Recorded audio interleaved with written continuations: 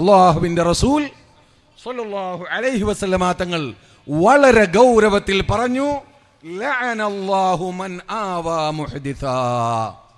എന്റെ പ്രിയമുള്ള സഹോദരന്മാരെ, അഹ്ലുസുന്നത്തി വൽ ജമാഅത്തിൽ വിശ്വസിക്കുന്ന എൻ്റെ പ്രിയപ്പെട്ട സുഹൃത്തുക്കളെ, വളരെ ആത്മാർത്ഥമായി ഞാൻ പറയുകയാണ്, യാതൊരു ദുരുദ്ദേശവും നമുക്കില്ല.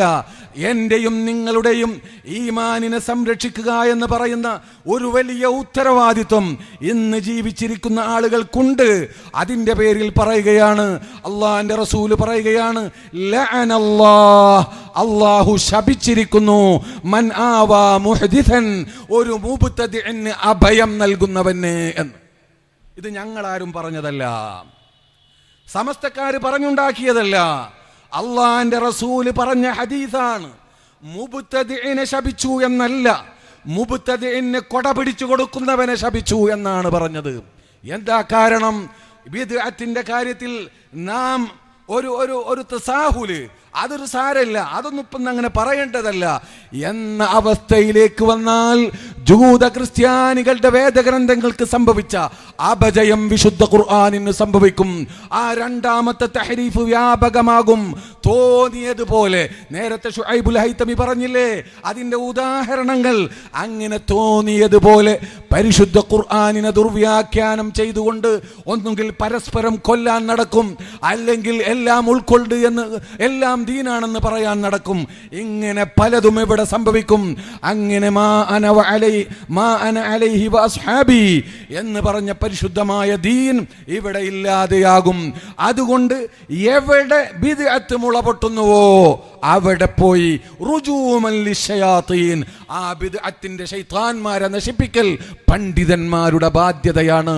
ഈ ബാധ്യതയാണ് നിർവഹിക്കാൻ ഞങ്ങളെപ്പോലെയുള്ള സാധുക്കളെ ബഹുമാനപ്പെട്ട ഉസ്താദുമാരെ ഉത്തരവാദപ്പെടുത്തിയത്. അതേ ഞങ്ങൾ ചെയ്യുന്നുള്ളൂ. അത് നിങ്ങളെല്ലാവരും മനസ്സിലാക്കണം. അത് ചെയ്യാനുള്ള അവസരം അത് ഇവിടെ നിലനിന്നേ പറ്റൂ. അത് നിലനിന്നില്ലെങ്കിൽ നിലനിർത്താൻ ഞങ്ങൾ പ്രതിജ്ഞാബദ്ധരാണ്. പ്രിയമുള്ള സഹോദരന്മാരെ, ദീൻ നഷ്ടപ്പെട്ടിട്ട് ജീവൻ വേണമെന്ന് ആഗ്രഹിക്കുന്നവരല്ല. ദീൻ അതിൻ്റെ തനിമയിൽ നിലനിൽക്കണമെങ്കിൽ ഈ വിധത്തിലുള്ള തഹരീഫിനെ തൊട്ട് നാം സൂക്ഷിച്ചു കൊള്ളണം. ജനങ്ങളെ എപ്പോഴും ഉത്ബോധിപ്പിച്ചു കൊള്ളണം. ഒരു പഴുതും വരാതെ അതിനെ കാത്തു സൂക്ഷിച്ചു കൊള്ളണം. നിങ്ങളൊന്ന് ആലോചിച്ച് നോക്ക്. ഇമാം മുസ്ലിം റിവായത്ത് ചെയ്ത ഹദീസല്ലേ, ലഅനത്ത് തന്നെ ശാപം. ശാപം പിടിപെട്ടാ പിന്നെ ഹിദായത്തില്ല. നോക്ക്, ശാപം അള്ളാഹു ശപിച്ചു കഴിഞ്ഞാൽ പിന്നെ അവന് സൂഉൽ ആഖിബത്ത് ഉറപ്പാണ്. അള്ളാഹു കാത്തു രക്ഷിക്കുമാറാവട്ടെ. അള്ളാഹു ശപിച്ചിരിക്കുന്നു. മൻ, ഒരാളെ, ആവാ, അയാള് അഭയം നൽകി, അയാൾ കൊട പിടിച്ചു കൊടുത്തു.